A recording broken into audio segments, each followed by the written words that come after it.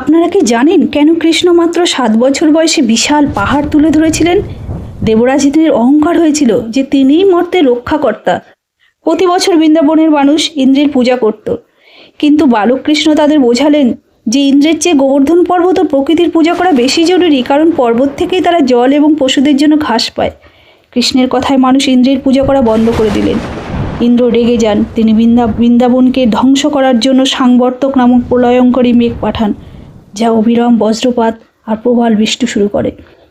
পুরো বৃন্দাবন যখন জলে ডুবে যাওয়ার উপক্রম, তখন 7 বছরের কৃষ্ণ তার বাম হাতের কনিষ্ঠ আঙুল দিয়ে বিশাল গোবর্ধন পর্বতটি ছাতার মতো তুলে ধরেন, যার নিচে সমস্ত বৃন্দাবনবাসী আশ্রয় গ্রহণ করেন।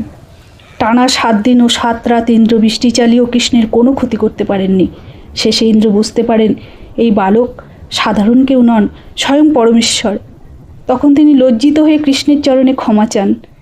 এই কাহিনী আমাদের শেখায় যে অহংকার বড় বড় দেবতাদেরও পতন ঘটায়, আর ভক্তি দিয়ে স্বয়ং ভগবানকে পাওয়া যায়।